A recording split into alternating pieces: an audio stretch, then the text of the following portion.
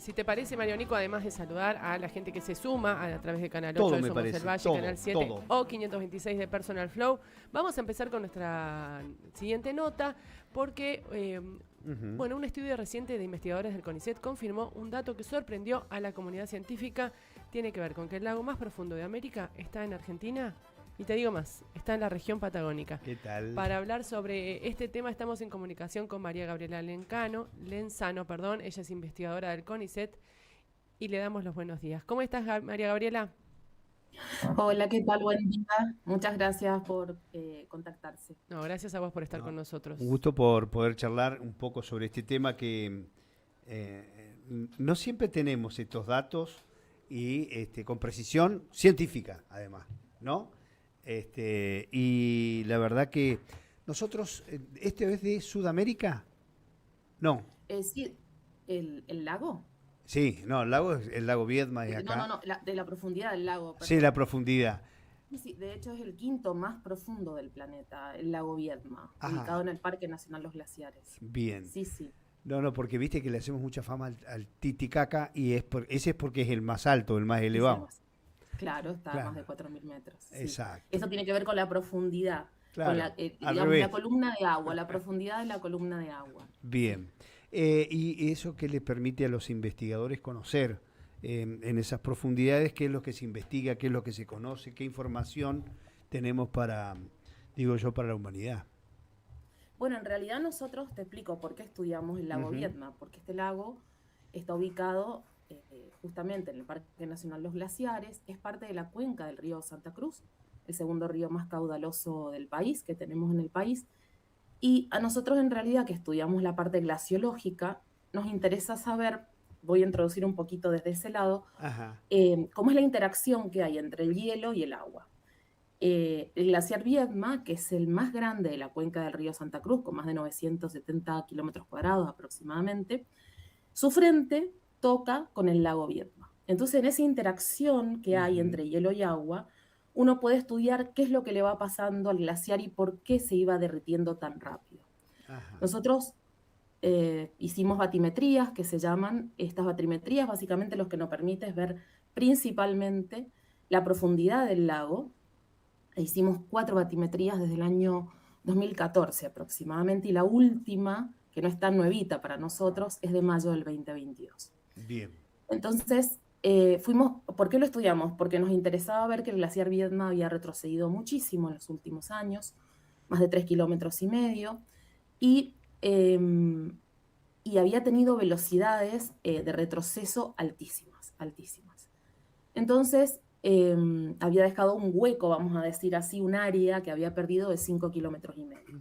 Entonces, nuestra última batimetría que hicimos en mayo, exactamente creo que fue el 15-16 de mayo del 2022, justamente lo que hicimos fue completar esa parte, digamos, que había dejado el hielo, que era esa parte frontal. Y ahí encontramos una fosa de 900 metros. O sea, el lago, hay que aclarar, no tiene en su totalidad 900 metros de profundidad, No, tiene en la parte más profundidades profunda. menores, pero en esa zona, que son esos 5,5 kilómetros, que es esa fosa, hoy en día, imagínate que eso fue hace 3 años, el glaciar obviamente ha seguido retrocediendo y esos datos no se ha vuelto a medir ni por nosotros ni por otros investigadores, por lo que sabemos hasta el momento, o por lo menos si alguien midió no está publicado.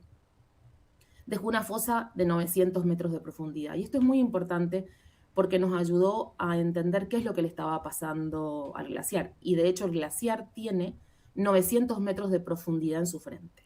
De hielo. Gabriela, De espesor, no de profundidad, Ajá. de espesor, ¿no? Ajá. ¿Qué es lo que le está pasando al glaciar? Bueno, el glaciar está con vulnerabilidad climática como están los glaciares en el mundo. O sea, el glaciar Viedma no es ajeno a lo que está pasando en el Parque Nacional Los Glaciares. De hecho, el Perito Moreno, que venía un poco funcionando diferente y anómalo, que tenía un movimiento precioso, que era, imagínense, un resorte que iba y volvía, iba y volvía, un movimiento oscilatorio, y lo tuvo durante 120 años. A partir del 21 aproximadamente empieza a salir de esa estabilidad que tenía, vamos a decir, y empieza a retroceder. Yo estuve el domingo en el Perito Moreno trabajando porque acabo de venir de campaña, y la verdad que ya ha retrocedido 700 metros de lo que son de las pasarelas, que es lo que todo el mundo podía ver. Aparte era precioso porque básicamente era el único glaciar en Argentina que uno podía verlo desde las pasarelas y prácticamente extendías la mano y lo tocabas, ¿no? Y de eso, bueno, ya tiene vulnerabilidad climática y está aparentemente en una etapa de retroceso irreversible, ¿no? Así es que a todos los glaciares le está pasando esto. O sea, el cambio climático obviamente les ha llegado a todos e incluso al Perito Moreno. Bien. ¿Y el cambio climático es reversible?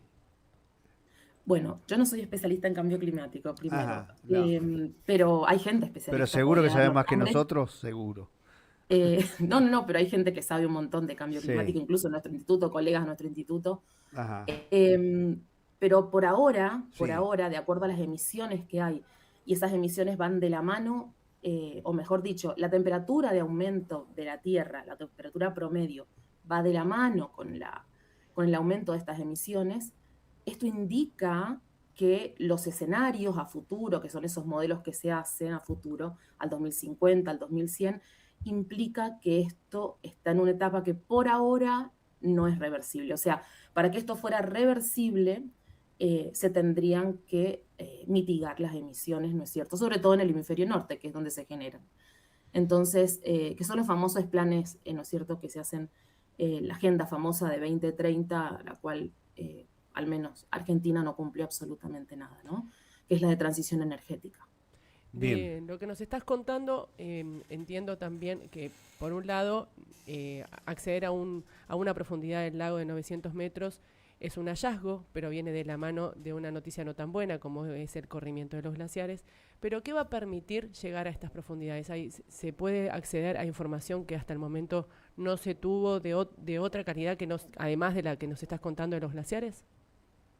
En realidad nosotros, aparte uno saca otro tipo de datos que tienen que ver con la turbidez, con la columna de temperatura. La temperatura en un lago con estas características no es la misma, digamos, en el pelo del agua que en la parte del bottom, que se dice, o sea, en el fondo. La turbidez y todas estas medidas, e incluso después se hace como un mapeo 3D del fondo, y uno puede ver las diferentes vestigios que ha ido dejando el glaciar también en el fondo del lago. Tiene que ver como para estudiar la geomorfología y un poco reconstruir qué es lo que ha ido pasando, ¿no es cierto?, conforme ha pasado el tiempo con el glaciar. Por lo menos nosotros lo hemos tomado así, ¿no? A eso. Bien, muy bien. La verdad que los datos que se conocen son para nosotros todos novedosos, sin duda. Y el otro tema que a mí una curiosidad es, ¿qué tipo de vida hay en esas profundidades o en esos lagos? Bueno, en esos lagos hay peces. Yo no soy bióloga, pero hay peces. De hecho, ahora me enteré que había uno, yo no sabía, lo desconocía, que es un depredador, es una especie de salmón, Siniup creo que se llama. El Sinop. Es enorme, creo que es Siniup, la verdad que no me acuerdo muy bien. El Sinop que es uno de los enorme. más importantes, son piezas muy grandes y están muy... Exactamente ese. Ajá. Así que imagínate que estos peces pasan del río de las Vueltas, que eso está en la zona de Chaltén, se conectan a través del río La Leona, después van por el lago Viedma, que tiene kilómetros y kilómetros de largo. Después bajan por La Leona, van por el Santa Cruz, agarran un pedacito del lago argentino, el río Santa Cruz, y después en el mar, y después vuelven. O sea, son peces muy voraces. Así que sí hay. Sí te puedo decir, en el glaciar hay algo muy característico, que está en las zonas un poco más altas de los glaciares, que es el andiperla, que es un bichito muy chiquitito que se llama dragón de la Patagonia. Ese bichito es hermoso.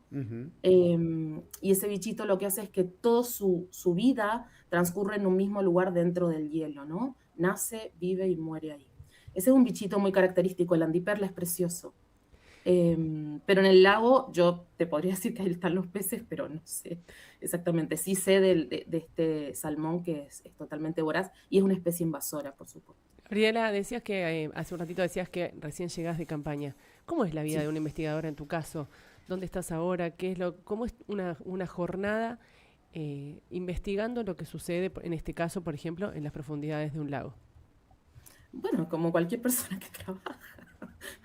Con mucho trabajo, por lo menos Nosotros veníamos con otra compañera ahora del Chaltén y mucho trabajo, muchos horarios, mucha cosa. Ahora estoy en mi casa, estoy trabajando desde casa, pero bueno, tenemos proyectos que cumplir, evaluaciones que cumplir, y cuando estamos en campaña tenemos cronogramas. Nosotros ahora no fuimos a hacer estudios específicos, fuimos poquitos días porque fuimos invitadas, fuimos a dar capacitaciones a asociaciones de guías, a trabajar con el municipio, con el consejo deliberante, a la escuela primaria también.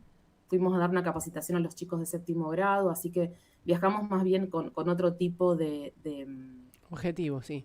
Objetivos, y de hecho también a participar de un documental que nos hicieron participar allá en el momento cuando se enteraron que estaba.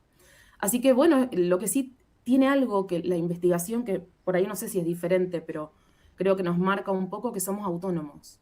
O sea, no tenemos a alguien que nos está diciendo qué es lo que tenemos que hacer y en cuánto lo tenemos que hacer. Es un sistema, el de CONICET, que nos da autonomía, pero también hay que tenerla esa autonomía, ¿no? Así que para mí eso es muy valorable. Es saber administrar el tiempo. Sí. Digo, tiempos de estudio, a eso me refería en cuanto a la tarea, ¿no? Es observación, es estudio, bueno, cruzar sí. datos. Bueno, no te entendí, discúlpame. No. Sí, bueno, uno plantea un objetivo. En realidad, yo creo que lo que planteas al principio es, uno tiene curiosidad, ¿viste? Los chicos los niños y las niñas son curiosos. Todos hemos sido curiosos. Y a lo mejor la vida después nos va llevando por otros caminos. Yo en mi caso nunca perdí la curiosidad, ni el por qué. Entonces vos te preguntás el por qué, algo te llama la atención, buscás que eso no haya sido estudiado, o uno desde qué lado lo puede, digamos, aportar o abordar para justamente mejorar el conocimiento, y bueno, te embarcás. Básicamente eso es lo que haces.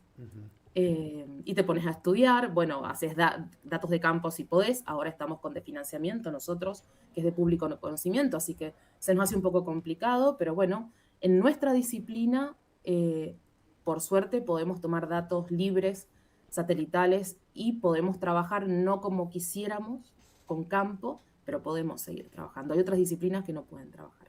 Pero ese es nuestro día a día, ¿no? Ir cumpliendo esos objetivos, publicando, porque el sistema científico internacional y, por sobre todo el de CONICET, premia o un poco nos mira, el ojo está puesto en que si publicamos, y los colegas del mundo y las colegas del mundo nos evalúan. Así que ese es nuestro trabajo. Excelente. Muy bien. ¿Cómo está, aparte de esto, ¿no?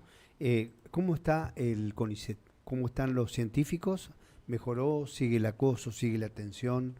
¿Están más normalizados? ¿Más normalitos? ¿Vos decís con la nueva administración, te referís? Sí, con la situación en general.